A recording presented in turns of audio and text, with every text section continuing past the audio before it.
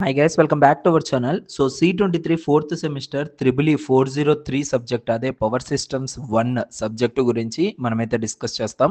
So ఈ వీడియోలో టోటల్గా 5 యూనిట్స్ గురించి లైక్ దాని యొక్క 3 marks important questions and SA questions important questions అయితే తెలుసుకోబోతున్నాము. సో ఇక్కడ టోటల్ 5 యూనిట్స్ ఉన్నాయి చూడండి. ఈ 5 యూనిట్స్లో సెకండ్ యూనిట్ అనేది చాలా ఇంపార్టెంట్, ఎందుకంటే ఆల్మోస్ట్ మనకు 36 మార్క్స్ దాకా వెయిటేజ్ అయితే ఉంది ఈ యొక్క యూనిట్ నుంచి అయితే. అండ్ ఇంకా చాప్టర్ 1 నుంచి ఇదంతా టోటల్ మెటీరియల్ మన యాప్లో అవైలబుల్గా ఉంది, బిఎస్డివిపి అకాడమీ యాప్లో. సో ఎవరికైనా కావాలి అనుకుంటే ఈ మెటీరియల్ని అయితే మీరు పర్చేస్ చేయొచ్చు. టోటల్గా ఇన్ డీటెయిల్గా ఈ యొక్క ఏదైతే ఇంపార్టెంట్ క్వశ్చన్స్ చెప్తున్నానో దానికి సంబంధించిన ఆన్సర్స్ అనేవి కూడా మన దగ్గర అయితే అవైలబుల్గా ఉన్నాయి. ఓకేనా, సో ఒకసారి చెక్ చేయండి, కావాలనుకుంటే పర్చేస్ అయితే చేసుకోండి. కింద డిస్క్రిప్షన్లో యాప్ లింక్ అయితే ప్రొవైడ్ చేశాను. ఇక్కడ 3 మార్క్స్ ఇంపార్టెంట్ క్వశ్చన్స్ ఫస్ట్ యూనిట్కి సంబంధించి. సో ఫస్ట్ యూనిట్ మనకు వచ్చేసరికి సోర్సెస్ ఆఫ్ ఎలక్ట్రికల్ ఎనర్జీ కదా. సో దీనికి సంబంధించి మనం చూసుకున్నట్లయితే సో ఇది ఫస్ట్ నేనైతే జస్ట్ స్క్రోల్ డౌన్ చేస్తాను, ఎందుకంటే టోటల్ 5 యూనిట్స్ని కవర్ చేయాలి కాబట్టి. సో మీరైతే ఏవైతే నేను చూపిస్తూ వస్తానో ఆ క్వశ్చన్స్ని జస్ట్ మీరు స్క్రీన్ షాట్ కానీ లేదంటే డైరెక్ట్గా మీ యొక్క మొబైల్లో మొబైల్లో స్క్రీన్ షాట్ కానీ లేదంటే మీరు డైరెక్ట్గా పేపర్ ఆర్ పెన్లో ఏదో ఒక దాంతో తీసుకొని రాసుకోవడానికి అయితే ట్రై చేయండి. ఓకేనా, సో ఎందుకంటే చాలా టైం టేకెన్ అవుతుంది అందుకోసమే. ఓకేనా, ఇది ఫస్ట్ క్వశ్చన్ 3 మార్క్స్లో. And second one, next third, fourth, fifth, sixth question, seventh question, eighth question, ninth question, 10th question, 11th question, 12th question, this is 13th question. So టోటల్గా 13 questions అనమాట. So unit 1 నుంచి 3 మార్క్స్వి. ఈ 13లో నుంచి గ్యారంటీగా మీకైతే 2 questions అయితే రావడం జరుగుతుంది. అండ్ 10 మార్క్స్ క్వశ్చన్స్ పాయింట్ వైజ్గా నేను ఆన్సర్స్ ఇచ్చాను. సో ఇది ఫస్ట్ క్వశ్చన్ అనమాట. అండ్ నెక్స్ట్ సెకండ్ వన్, దానికి సంబంధించిన ఫస్ట్ క్వశ్చన్కి సంబంధించిన సో కొన్ని ఫిగర్స్ అనేవి కూడా మెన్షన్ చేశాను మీకు బెటర్ అండర్స్టాండింగ్ కోసం. సో ఈ ఆన్సర్స్ అన్నీ కూడా మెటీరియల్ అయితే అవైలబుల్గా ఉంటాయి. ఇది సెకండ్ వన్ ఫస్ట్ యూనిట్లో సెకండ్ వన్కి సంబంధించిన diagrams. This is third question. Explain the method of power generation by wind power plants. Okay. Next, fourth question. Describe the method of power generation by tidal power plants. చాలా క్లియర్గా ఉంటుంది ఈ material అయితే. Next fifth question.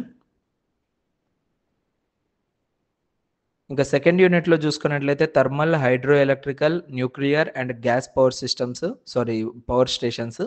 దీంట్లో మనకు వచ్చేసరికి so 3 marks important questions చూద్దాము. So ఇదంతా ఫస్ట్ మీకు మెటీరియల్ అయితే ఉంటుంది. ఓకేనా, సో మెటీరియల్ ఉంటుంది, ఆ మెటీరియల్ని మీరు డీటెయిల్గా చదువుకోవచ్చు.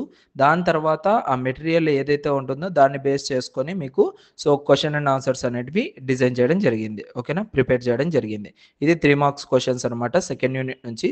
State the working principle of a thermal power plant, list the factors required for the selection of a site, and దాని తర్వాత what are the advantages of pulverization in thermal power plant, function of a cooling tower in a thermal power plant. ఓకేనా, so మీకు already డిస్ప్లేలో కనపడుతుంది కాబట్టి నేను సగం సగం క్వశ్చన్ చదువుతున్నాను. It takes lot of time యాక్చువల్గా. Advantages, disadvantages, hydro electric power plants and దీని యొక్క వాటర్ పవర్ ఈక్వేషన్ అండ్ దాని యొక్క కాంపోనెంట్స్ గురించి అయితే ఎక్స్ప్లెయిన్ చేయమంటున్నారు.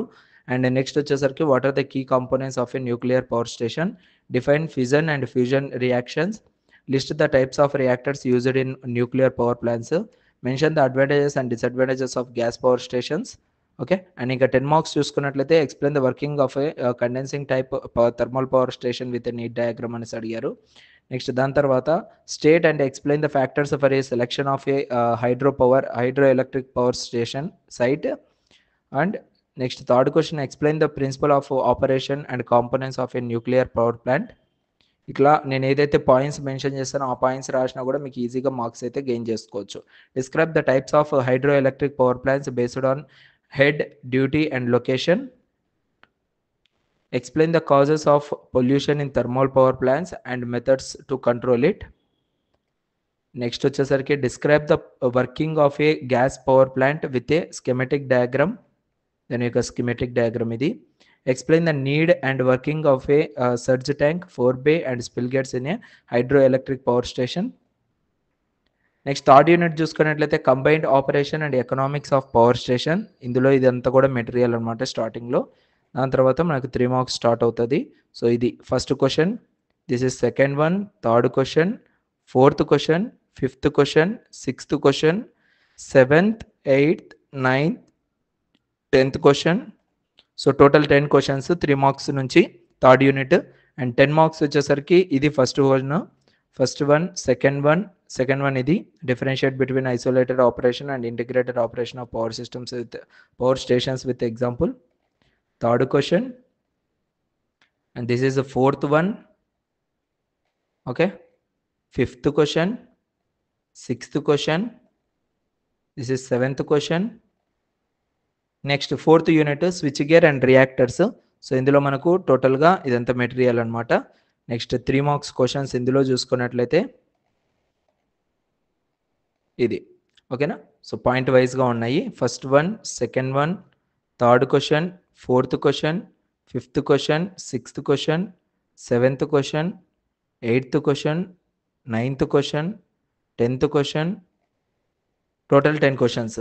నెక్స్ట్ 10 మార్క్స్ వచ్చేసరికి ఇది SF6 వర్కింగ్ ప్రిన్సిపల్ గురించి ఫస్ట్ వన్, దానికి సంబంధించిన డయాగ్రామ్ ఇది. అండ్ సెకండ్ వన్ ఇది explain the classification of circuit breakers based on the medium of arc quenching. Next third question describe the methods of arc quenching in detail. Fourth one. Next fifth question ఇది MOC. Sixth question అయిపోయినాయి. 6 క్వశ్చన్స్లో గ్యారంటీగా మీకైతే ఒక question అయితే రావడం జరుగుతుంది. And last but not least chapter 5 protective relays, protection of alternators and ట్రాన్స్ఫార్మర్స్కి సంబంధించిన మెటీరియల్ ఇదంతా కూడా. దాని తర్వాత 3 మార్క్స్ స్టార్ట్ అవుతుంది. సో 3 మార్క్స్లో ఫస్ట్ క్వశ్చన్ ఇది define relay and state the basic requirements of relay. And next second one, third question, fourth question, fifth question, sixth question, seventh one, eighth question, ninth question, next 10th question. Okay, so దీంట్లో 10 marks వచ్చేసరికి first ఇది different types of protective relays based on the principle of operation. Next this is the second question 5th unit నుంచి. ఓకేనా, current transformer గురించి. Third question Buch relay in a transformer. Next దాని తర్వాత fourth question ఇది. Next 5th question. Okay, so total 5 questions అనమాట unit 5 నుంచి అయితే. So ఇవి మీరు మేజర్గా ఫోకస్ చేయాల్సిన చాప్టర్స్లో నుంచి క్వశ్చన్స్. సో వీటిపైన ఎక్కువగా ఫోకస్ చేసినా కూడా మీరు ఈ సబ్జెక్ట్లో పాస్ అవ్వడం కాదు, చాలా ఎక్కువ మార్క్స్ కూడా గెయిన్ చేయొచ్చు అనమాట. ఓకేనా, సో ఇంకా రిమైనింగ్ సబ్జెక్ట్స్ కూడా ఇంపార్టెంట్ క్వశ్చన్స్ అయితే ప్రొవైడ్ చేస్తాను. సో అప్పటిదాకా మన ఛానల్ని అయితే రెగ్యులర్గా ఫాలో అవుతూ ఉండండి. Thank you so much. See you in next video. Love you all guys.